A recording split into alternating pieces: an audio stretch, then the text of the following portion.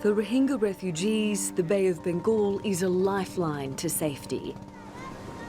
The fear of more violence in Rakhine State has driven them to open waters and Bangladesh's shores. But even trying to survive can carry deadly consequences.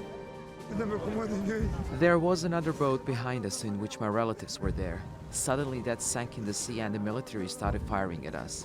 10 members of our family, including my son and grandson, drowned in the sea. Each day, more families are making a similar journey, joining tens of thousands of Rohingya who have fled in the wake of the worst violence the community has faced in Myanmar in 5 years. Many of them have accused the military of serious human rights violations, ranging from rape to mass killings and arson. They burned our houses. We couldn't take our belongings. We were hiding near a hill for 2 days. We were there in the rain, without food, and with my children. Journalists have been blocked from accessing northern Rakhine State to verify such accounts.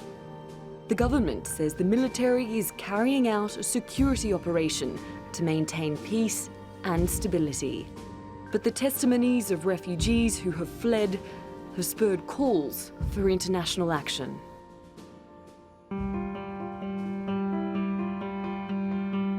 Bölgenin stratejik önemi sebebiyle Myanmar devletini yanlarına almak isteyen güçlerin hiçbiri de bu insanlık suçunu durdurma konusunda caydırıcı adımlar atmıyor. Orada bir soykırım var. Victims of genocide are not random. They are deliberately targeted for belonging to a certain national, ethnic, racial, or religious group.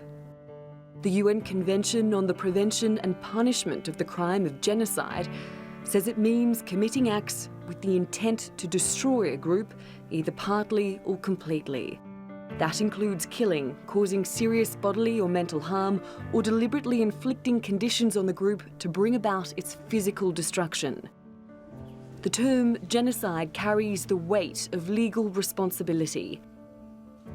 Signatories to the convention are meant to investigate the accusations and determine the facts to see if there is intent. But that's also meant a delayed response by the international community to real-time horror. It took years to prosecute acts of genocide committed in Cambodia, Rwanda, and Srebrenica, long after the atrocities had been committed.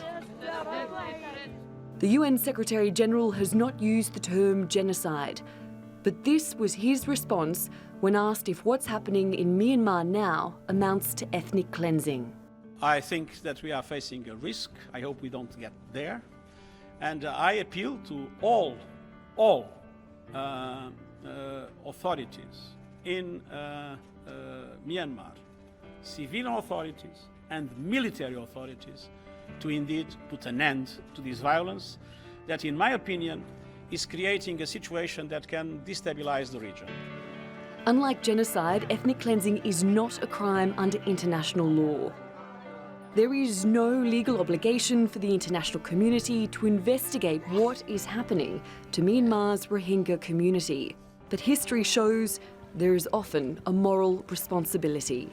Natalie Pohanen, The Newsmakers. Well, joining me now from London is Maung Zani. He's a non-resident fellow at the Slook Reith Institute, which specializes in the study of genocide, conflict, and human rights. And from Yangon, Myanmar, we have Nyo Aung Myint. He's a former member of the ruling National League for Democracy Party. Gentlemen, thank you very much for joining us. Maung, let me begin with you. Is it a genocide what's going on right now against the Rohingya?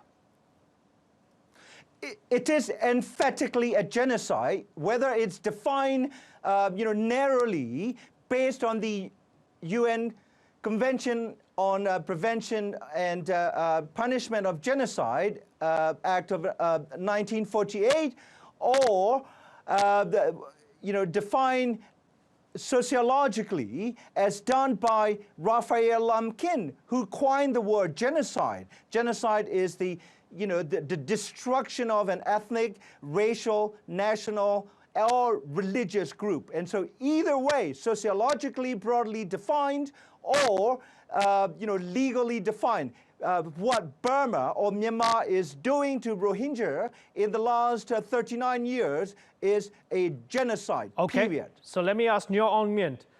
The other guest says legally and sociologically can be defined as genocide. I'm certain you disagree. Tell me why. The reason is that the very recent, August 25th, the incident in 30, the police outposts have been attacked, and then one military has been, the headquarters has been attacked. And then as well as the Hindu community and Arakan ethnic community has been attacked by the civilians being attacked. Mm-hmm. So in this case, I don't see that any on the ground that there was any genocide of any evidence. Sure. I also like to request they make a question that the Dr. Zani could to prove that it was any hard evidence of the genocide. Okay, but before we go to hard evidence for genocide, let me ask you, sir. Yes, you mentioned that attack against the police stations, right? Now, fast forward a couple weeks, those 400 people who have been killed and the 100,000 people who have fled across the border to Bangladesh, are they responsible for those attacks? Should they face collective punishment for the attacks of a certain individual group of militants? Do they all bear the responsibility? Yes, we're going to look at the case in the Rakhine State, which is like you called it the Rohingya, and we called it the Bengalis, and then it's fair to say that the migrant issue, it was from the South Indian, and then from that area, it came to there, and then that's going to be racial conflict and communal violence time to time. But can I ask you, again, those 400 that have been killed and the 100,000 that have fled, are they responsible for the actions of a few people who have attacked police stations? Yeah, because this is the self-defense manner. When police being attacked in the midnight after 1 a.m. in that time, and then the thousands of the rioters and then approach to the police station. And then this is the defensive measure. So when someone trying to kill you, you're going to. So I just want to be absolutely certain. I just want to be absolutely 100% certain. 400 people killed, 100,000 have crossed the border. Human Rights Watch has shown us satellite imagery. This is in the middle of monsoon season, 19 major burn sites. So you have villages on fire. 400 people killed, 100,000 on the move, 19 villages on fire set by your army. You're telling me this is all self-defense and justified? We got to prove that the Rohingya, the terrorist group, also has been, burned down, and we got to prove that there was no military or security forces burned down those immigrants, the villages. Because that's the very limited, because the Aung San Suu Kyi-led government has very concerned about the security measure as well as the human rights and international standard. But I don't think that that's only political. Our skepticism. You would accept our skepticism when you don't even want to call them what they want to be called, right? So they want to be named one thing, Rohingya or Rohingya, and you just told me earlier in the program that you call them Bengalis. There's a certain dehumanizing here. If you can't even call them what they want to be called, surely there's a problem here. Yeah, we have after 1948, we have the independence from the British colonial period. And then we have only 135 ethnic groups. And then, but this is not a non-discriminatory. The Muslim, in the Rakhine State, they claim to be them. This is the major, the issue, and then two communal, conflicts. And then I totally understand I am also really concerned and also respect the human rights. And there was no discrimination because we have millions of Muslim community, Myanmar Muslim, any Muslim, Indian Muslim, Pakistani Muslim. Fine. Yeah, I want to move on for a second. Before I go back to Maung, I want you to have a listen to Aung San Suu Kyi. She's been speaking very recently. Let's have a little listen to what she had to say, and then I'm going to ask you a question off the back of it. Let's have a listen. We would like to thank India particularly for the strong stand that it has taken with regard to the terrorist threat that came to our country a couple of weeks ago. And we believe that together we can work to make sure that terrorism is not allowed to take root on our soil or on the soil of our neighboring countries. Okay, so Maung, Aung San Suu Kyi is framing this as a response to terrorism, something that you heard coming from Yangon and the other guest. We had Narendra Modi also supporting her in terms of her fight against terrorism. You tell me, Maung, because I'm hearing from Nyo that this is all self-defense against terrorism. Tell me why you disagree. Well, I disagree because I specialized in genocides of this particular group for the last 6 or 7 years consecutively. And I have published with my co-author a comprehensive study of Burma's treatment of Rohingyas dating back to the 1970s. So, my friend Yo Min is talking about this issue as if the issue arose back in October 2016 when a group of militant Rohingyas killed 12 police officers guarding the borders. I mean, that is utterly anti and ahistorical. Let me say this. He asked for the evidence, and then Suu Kyi frames the issue as a national self-defense against what they frame as terrorism and terrorist group. Well, let me tell you this. My late great-uncle was deputy commander of all Burmese military forces in Rakhine. He was also deputy commander of almost exclusively Rohingya administration in 1961 called Mayu District. It was at the time when the Burmese military as well as the civilian democratic government of Prime Minister UNU officially recognized the Rohingya as both full citizens of the Union of Burma and an ethnic community constituting Burmese multi-ethnic fabric. So I think, the issue of Rohingya cannot be understood unless you look at the way in which the policies of Burmese military have evolved regarding Rohingya. Okay, so let me then ask Nyo Mint. Yeah. Nyo Mint, why has it changed? Why can't they be citizens? Why can't they be treated as equal citizens in a multi-ethnic nation state? Why does Myanmar want to get rid of them? I think that the Dr. Zani a little bit politicized about the Rohingya, or what we called it, the new immigrants has been denied. Actually, it was not, because in the 1982 the law that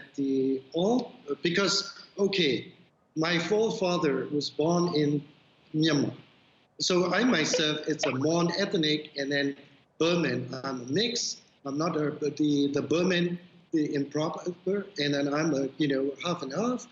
And then so we going to fill up the form that who is your great-grandfather. Okay. That's let me ask you directly then, Nyo.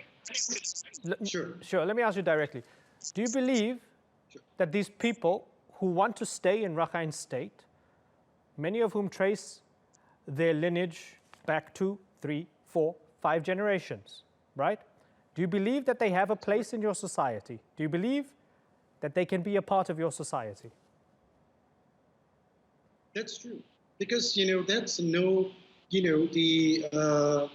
there was some kind of the local conflicts, and then also I would like to point it out that the local authorities sometimes using some kind of issuing some ridiculous things that what we do not accept. But after previous government, President U Thein Sein came to power, that's going to be very relaxing. And then it's also because of the nation God. I like to quote saying that he said that the only peaceful nation could have a chance to be developed.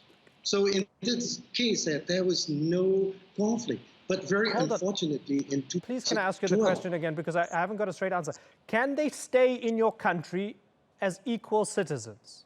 Can they stay in the country they were born in as equal citizens? That's correct. Because, but they're not equal citizens right now, so you have to give them citizenship. So they have a few people have their citizens, and then many has to be to cross what they call the scanning process, and then but they refuse, and then this is in 2012. That's a politicized. Before that, there was no problem, and then very less problem because the government. I'm not a government side, but when I look at it, when the two communities got a conflict, and then two communal violence time to time, so the government wanted to issue that the citizen, and then that's it, no problem. Okay. But only so one thing. Has the government done anything? Has the government done anything wrong in the past few weeks? The past few weeks, no. That's no. The police, the citizens, they were victimized. The UN Secretary General is talking about ethnic cleansing here. When he says that, do you think he's just made it up and it's come out of nowhere? Maybe he might not have correct information. The problem is that what I found it on the ground, because last couple of days ago, I was working on the international media to get access into the Mong Do Butidam area. They're going to see their own eyes. So because of the lack of information, but you talk about lack of information, yet the government and the military is not allowing UN observers to actually see what's going on in Rakhine State. Maung Zarni, you want to come in, jump in. Yes, I think I categorically disagree with the way my friend Yeo Mien frames the issue as essentially the Burmese government responding to terrorism. They are denying and covering up what they know to be the intentional policy of the Burmese military over the last almost 40 years, since 1978 February, when the Burmese military launched the centrally coordinated and orchestrated large-scale assault on Rohingya community under the pretext of immigration check. And out of that operation, according to the Burmese official military intelligence count in the book that I'm holding here, written by ex-General Kim Yon, close to 280,000 people were driven out of the country through campaigns of terror that was similar to what we are witnessing in the last 2 weeks. And the similar wave of mass terror was launched in 1991-92 under this man, General Kim Yon's leadership, commandership. And 250,000 people, 250,000 people fled the country. Now back in, the United Nations has said officially yesterday, since October 2016, another 230,000, I mean, this was in the Reuters news agency today, also fled the country. So over the last 39 years, the Burmese military has systematically and intentionally either destroyed communities or driven out close to 1 million population. And all of this policy initiatives and measures had nothing to do with the militant attacks that took place a year ago and that took place 2 weeks ago. And finally, in terms of evidence, in addition to the incitement in the Burmese media for genocidal attacks on this community called Rohingya, the Burmese military and successive governments have maintained conditions that are designed to debilitate and weaken the community physically, stopping the international aid, denying this community of access to medicine. There's only one intention behind stopping food and restricting diet and medicine to this community. Okay. That is the physical and biological destruction of the entire community. Okay, so very finally, let me ask Nyo Aung Myint. You asked for evidence, and genocide needs the accuser to prove intent. Isn't the fact that a major general actually wrote a book about getting rid of these people enough intent? When you match it with the policy, it shows that your country doesn't want these people and wants to get rid of them. No, actually, this is the problem is that I heard from the Dr. Zani, a friend of mine, and who is a very emotionally pointed, but I'm very difficult to accept his accusation, because the reason is that the exaggeration and then also the illegal immigrants. The issue is that the migration issue, and then people, and then in the Rakhine State, and then right now I'm worried that the genocide against the Rakhine, the ethnic nationalities are very much in danger. So I don't think that the last 2 weeks ago there was government. Are you saying there's a genocide? Are you saying there's a genocide the other way?